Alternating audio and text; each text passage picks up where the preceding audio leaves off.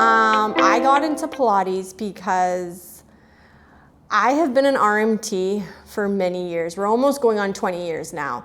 And I always knew I wanted to do something else during the beginning of RMT world, the lifestyle the life of RMT.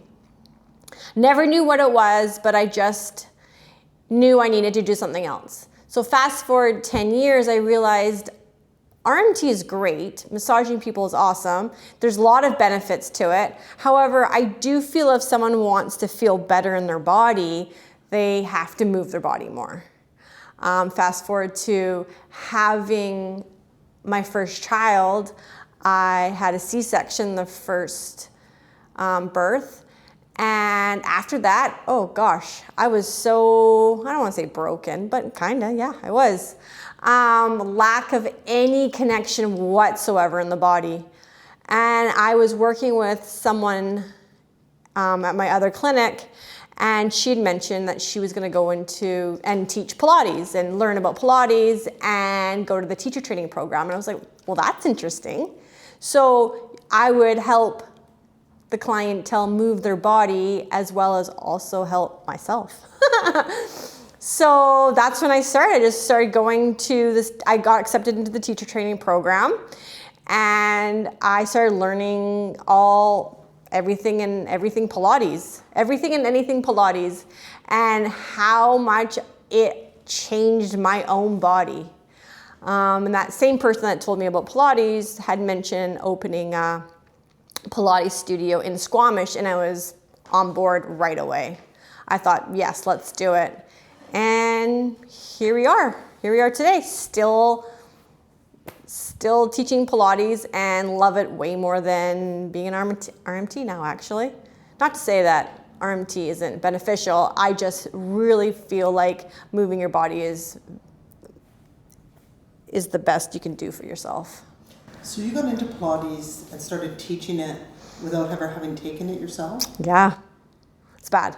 Let's just jump right in. I told you, yeah.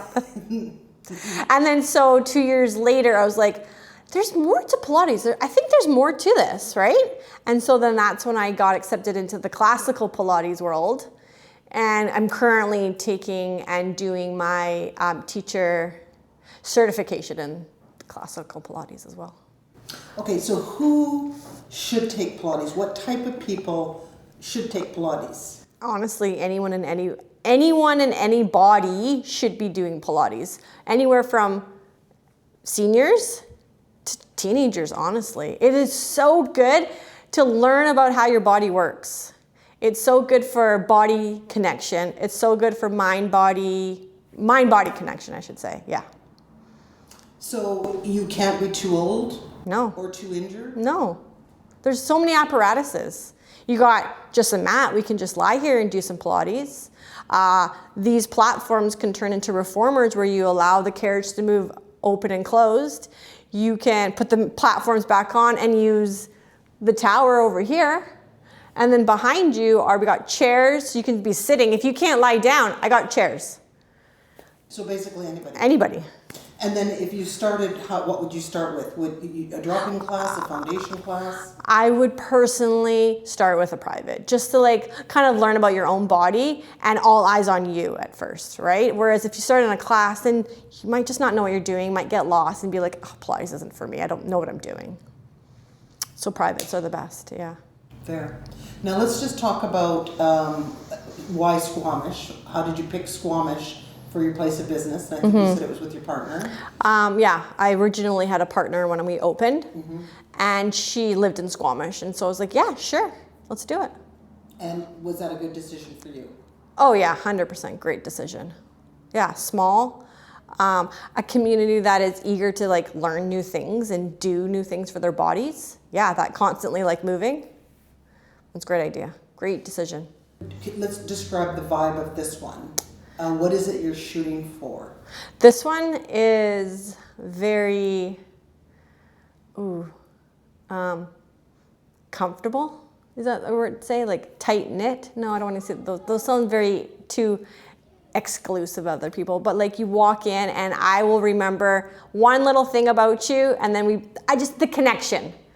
the individual, there's small classes, there's only 5 people, and so sometimes there's only like 2 people. So I truly believe in getting to know people that come into my studio. You're not just like a number. I will treat you like a friend, actually. Because I've heard you say you don't consider yourself a business person. I don't. I really don't. But you're clearly courageous, and because you've jumped right into this. I love opportunity. So tell me about that. Tell me about Okay, that. I love opportunity. So when this person originally said to me, hey, this is my idea, I was like, that's a great idea. I will help you create this idea. I was already owning another clinic in West Vancouver, so I thought this could be just my own little passion project and learn about Pilates and learn about how I could create a second career.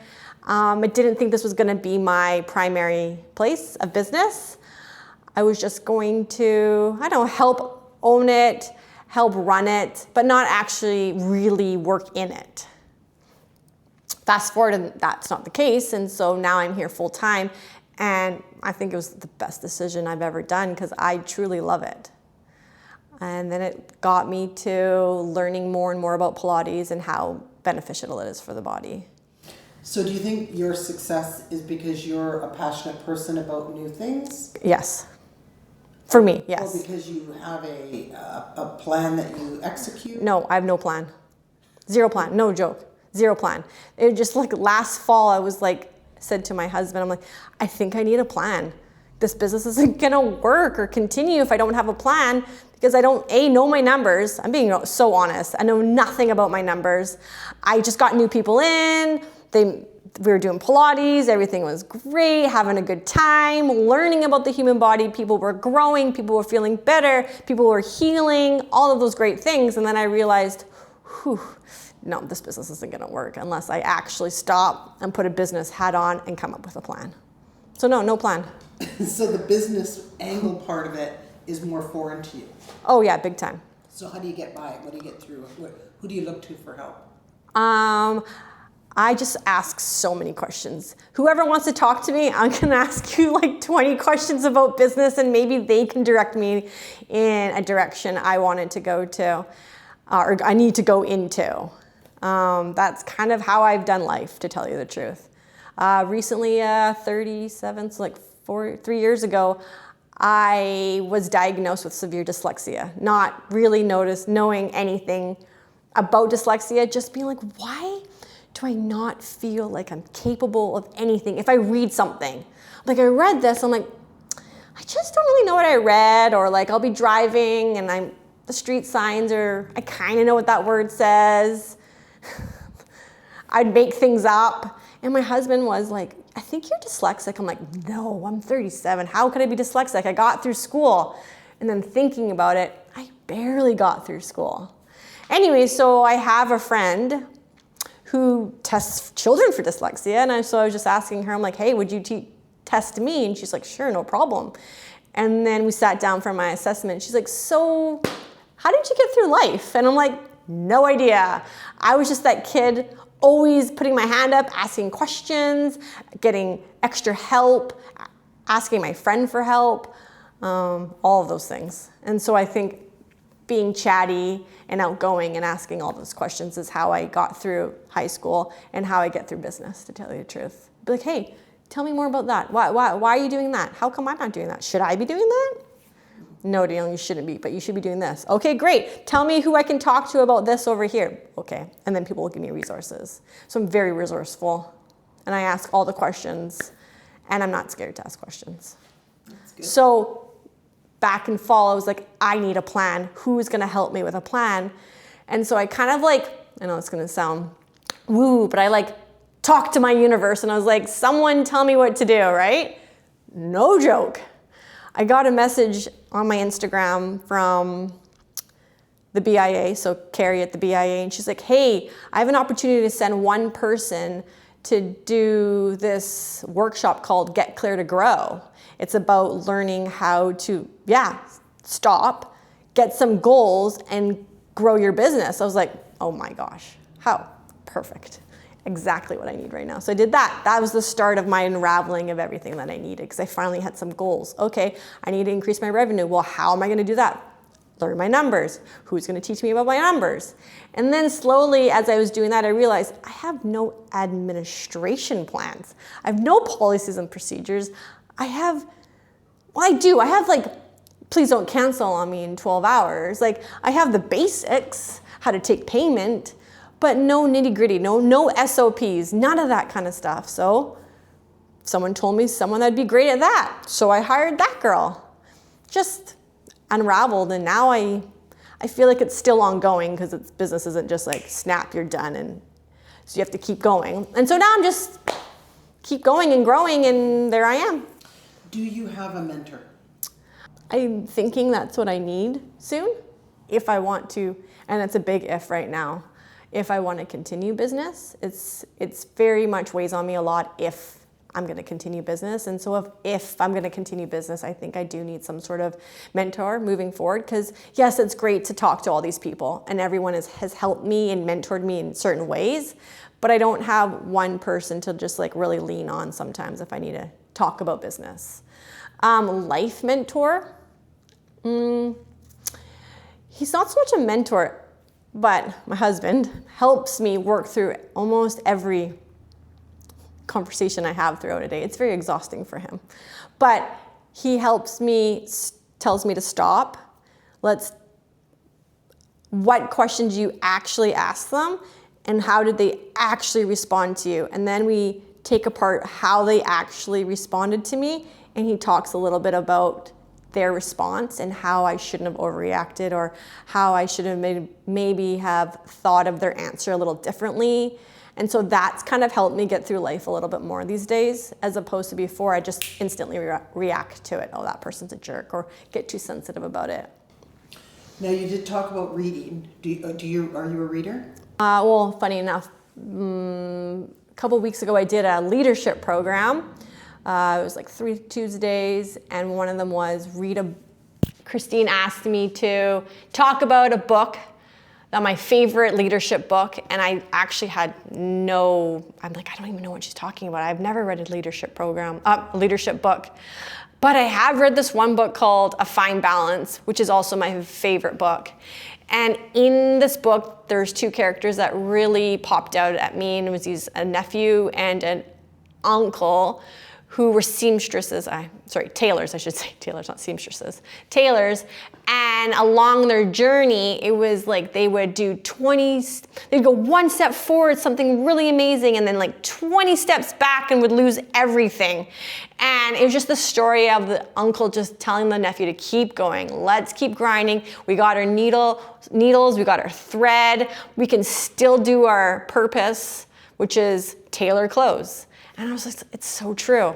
If you have a purpose, you'll just get through it. I journal a lot. I journal quite often. And it's just sometimes like maybe it could be 2-3 lines, or it could be full paragraphs or a full rant about something. And just recently, about 2021, let's call it, I want to write a book, and it'd be dedicated to my girls, or I want to write a book to give to my girls when they become teenagers or when they become adults, to teach them or to help them learn about just the art of persevering. Just keep going. It's going to be hard, but you just got to keep going, and you got to keep finding things that you want to learn about, and just be curious about the world. And just the other day, someone had given me the idea of taking all of my writings and throw it into Claude and seeing what Claude comes up with. Because I'm like, I'm not an author, I'm not a writer, I don't know how to write a book, but I have all of this stuff. How could I make it into a book? Anyway, so I started talking to Claude about it, and he shot me out like 5 chapters, very short chapters, and obviously I can change everything in what he's written, but I'm just like, wow, man, this is a start. And so I made my husband read it, and he only could get through the first chapter because he's like, this just made me cry. This is so good. I'm like, okay. So I think this is my newest project now, is I don't know what it's gonna look like or entail or if I'm ever gonna finish it, but just plugging away at it, I'm pretty happy with that. I think that's so good. Like, you talk to people, you just get a good conversation going, and then that's how things happen. That's how things develop. Why not? Conversations are great. I used to have a clinic in West Vancouver, and year 9 was the year I was like, I think I'm done here. Like, I feel like I have done everything that I can do, and I don't feel like would be able to give anymore. Like, it was a roadblock. And to me, I didn't take that as a failure. To me, I took that as a learning curve, or like a bit of a curveball, or whatever you want to call it. Evolution. But some people probably would have thought of that as failure. And one thing I want to write a lot about in my book, or journal a bit more about, is failure. Because I do believe failure is actually what people need in life. It's what they do with the failure is what I feel will allow them to grow, or they fail and then they go the opposite way. I agree with you, but tell me why you think people need failure. Oh, how do you learn? How do you learn from anything that you've done if you don't fail? This is one thing me and my husband actually are the complete opposite about. I'm like, you need to fail at that. Have you ever failed before? He's like, well, what do you mean I fail? Well, gets all macho on me. Like, no, you've never failed before. You are a straight A student. Like, I mean straight A student.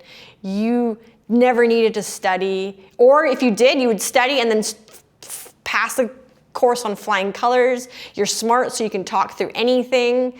You're risk adverse, so you're not going to jump into anything. And so for me, I'm like, let's jump. Let's do this. And he's like, well, what about X, Y, and Z? I'm like, who cares? ABC might happen.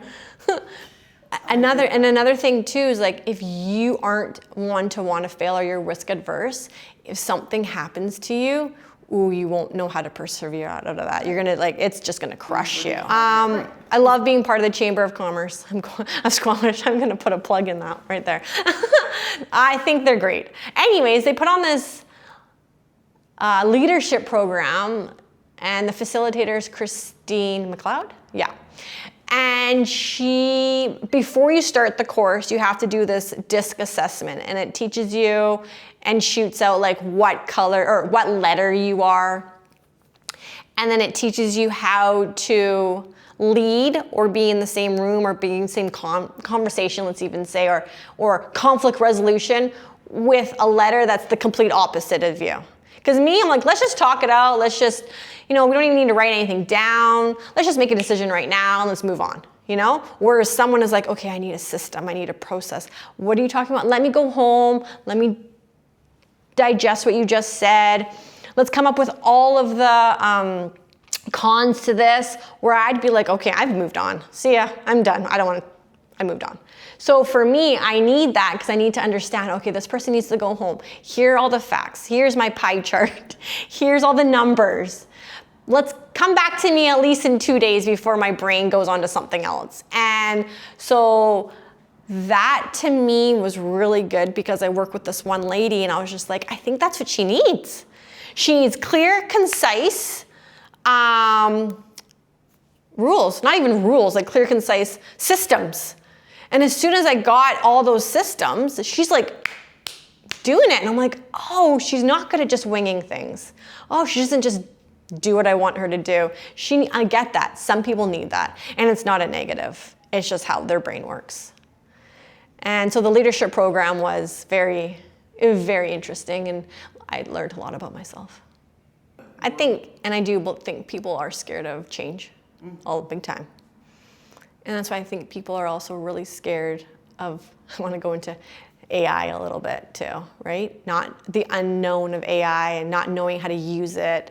Whereas for me, I've taken it and I'm like, this has helped me so much with me comprehending paragraphs, helping me rewrite emails, better structure to my emails, so it's clear, concise, direct, and I like email and then there's like 20 exclamation marks everywhere and like commas that don't, you know, it allows me to write a good, solid professional email now. And because of that, I'm able to voice myself a little bit more clear, better, direct. You're not afraid of change?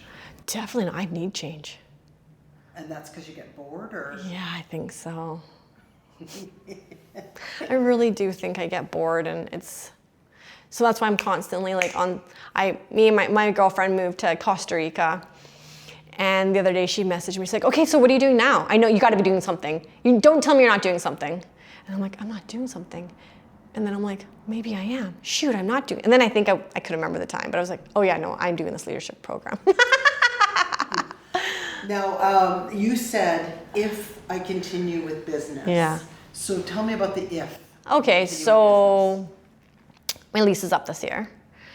And I'm like on the same path as I needed a plan back in the fall. Like, what is my plan? Am I going to grow? But the studio's very small. It's tiny, teeny tiny. Do I want a bigger studio? Do I even want to keep the treatment room? You know, I want to retire my RMT world in like 2 more years. Do I buy a commercial space? Do I move to another lease? Or do I actually just stay here? Because we run fine. We have about 4 or 5 classes a day. We have a room that's full primarily every day, majority of the time. What's wrong? Nothing's wrong. Nothing is actually wrong. It works. But this goes back to change. Am I done? Do I need to change? Like, I don't know how to be content. I work here 5 days a week, and then on Fridays, I work somewhere else. In Vancouver, completely different kind of studio, no classes, only privates, and only classical Pilates, which that's a whole other topic we can talk about, because this is mostly contemporary Pilates. What is the difference between contemporary? The reformers altogether, the springs. These have ropes. The way the machine moves. Contemporary? The contemporary machines do everything for you. You really don't have to do much. And you still get a good amount of Pilates, right? Classical, the springs are not gummy. Springs here are very gummy. They just like, no problem, right? There you actually have to move the springs yourself. Like, you got to physically do more work. You have to close the carriage more and open it. Here, it's like you just are flowing, right? Here there's like a blue spring, a yellow spring, a red spring, a purple spring. So many options. Classical, no, 1 spring, that's it. 1 spring color. And it's really, the classical is very focused on the original Joseph Pilates. I have it on my walls, he has these exercises, specific exercises, and that's all you do. Where in the contemporary world, if you go on the old Instagram, there's women with their like one leg way up here while they're like rolling, I don't know, they're just kind of doing a whole bunch of stuff when that's like just kind of, they've made it up to make it look hard. They've taken like gym exercises onto the machine. Whereas that wasn't an original Joseph Pilates exercise. I get why they do it. I understand, but that's where my curiosity of classical came from. I'm like, but there's got to be more to this. Like, people could just go to the gym and just work out, right? And they could just, sure, do it on these machines. But to me, that just wasn't, something was missing. So Cleveland Avenue is spectacular. At night, it's lit up. There's lights all along Cleveland Ave. But that's not just downtown. There's Second Ave and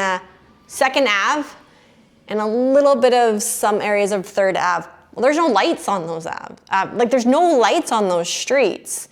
So having no lights on at nighttime doesn't draw people in. And I feel for those businesses that are on those streets, because no one's gonna come visit your business if it's dark and kind of creepy, to tell you the truth. So I would love if we can have some more lights on those streets. And maybe even if it was just mimic what Cleveland Avenue looks like and bring it onto 2nd Ave. More lights, more people will come, more people will want to walk around later at night. We don't want to be in the house or drive to parks that are away from downtown. I once drove down at 4:30 in the wintertime and there was no lights. It was pitch black. Who's gonna walk around after 4 or 5 o'clock at night on a pitch black street? How are we gonna keep the businesses going and open if people are too afraid to walk? Really, truly don't know if I like being a business owner. I kind of just evolved into being a business owner. I wanted to move. I wanted to move to the North Shore. And the only way I wanted to move to the North Shore is I really wanted, at the time, the owner of this other business to open another business on the North Shore. Because I loved her model, I loved working for her, I loved everything about it. I just really wanted to move to the North Shore and I didn't want to drive all the way to Port Moody. So that's when I proposed to her. I'm like, hey, would you be willing to open a clinic on the North Shore? You once had one on the North Shore, you have all these contacts. Why don't we do that? Why don't you do that? And then she said, yeah. And then I asked her, I'm like, could I own it with you? Like, I really just want to work on the North Shore. And she said, okay. So it kind of evolved. It's because I think I took business as I need a job and I liked what she had to offer. So let's just move it to where it's necessary for me. They still own it. There's another business partner. It's doing great. And so for here, it was like, oh, I need to teach Pilates. There's no Pilates in Squamish. I'm like, yeah, let's do it. Let's create businesses. Let's create a job for us. I don't know if I necessarily like doing the business side. Like today I text my husband, I'm like, on the weekends, I need to do more work. I'm not doing any work right now. I'm not doing any admin. I'm not reading my emails. And so today, Mondays are my busiest days. I don't have time to do admin work. I'm too involved working in the business. And I think I still like working in the business. I'm not an on the business kind of person. I still like teaching Pilates. I still massage. And I don't think I'll ever be able to remove myself from that because that's not my passion behind a desk. What is your passion? What are you passionate about? I'm passionate about, honestly, helping people. I like to help people. I'm a vice chair of my child's pack. I enjoy going in and cooking for the school. There's only 25 kids. Cooking for the school. If I could, I would volunteer more at the school. I also am the team manager for my daughter's soccer because my girlfriends told me they don't know what's going on in their kids' baseball team. I'm like, what do you mean you don't know what's going on in the baseball team? Nobody's mess. I'm like, do you need a manager? Let me get in there. They're like, no, Danielle, but yes, please. Like not to say that I need to know everything, but everybody's just like, it's so busy. Life admin is hard. So wouldn't it be great for someone to help everybody? That's what I like to do. I like to help. And selfishly, I kind of like to feel like, oh, I'm involved a little bit, you know? So I think I just like to help people. I like to be involved. I like to be in community. I enjoy talking. I'm very extroverted, as you can tell. And that's what fuels me.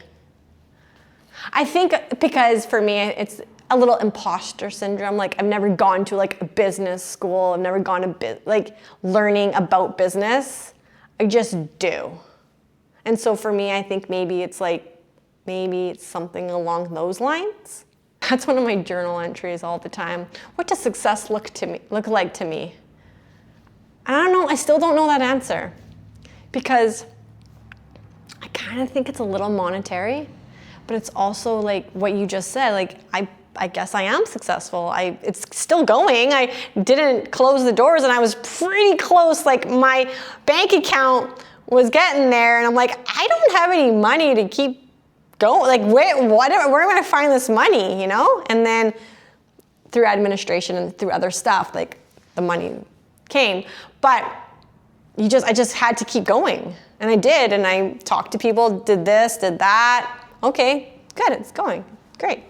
That's it. I think the problem is nowadays, 100% nowadays, is that you got the social media. Yeah. So you have these people that are on the social media that are like, I run a 6-figure business. No, 7-figure business, or whatever the zeros are, $1 million company, and I've got this, and I'm doing that, I'm doing blah, blah, blah. I'm like, oh, I have a small business in Squamish. I just teach Pilates. Like, is that, I don't know. It's for me, yes, the social media does get kind of in my head a little bit, and it's not healthy. I'm very much, seed? It's basically what we just have talked about. It was an idea. A small idea, well, an idea, planted that idea, and then slowly, you just water it and see what happens, see what grows, add this, add that. Maybe take away a little bit of this, take away these dead leaves, and then to grow over here. I don't know, maybe move it into the sunlight. Just keep going. Basically keep things alive. I don't know. Yeah, and I think that's the problem too, is that it has to make me happy. I sometimes think, oh, I have to make X, Y, and Z happy. No. I know, that's the problem. I'm like, oh, maybe they'll see me over there. Acknowledgement, seen. I want to be seen. I think that's honestly the bottom line to a lot of my problems, is I don't feel seen. And I work on that. Got a therapist. Acknowledgement and seen have always been those two words that come up after I dissect my problem. Oh, of course, acknowledgement and seen. Yeah, so that's me.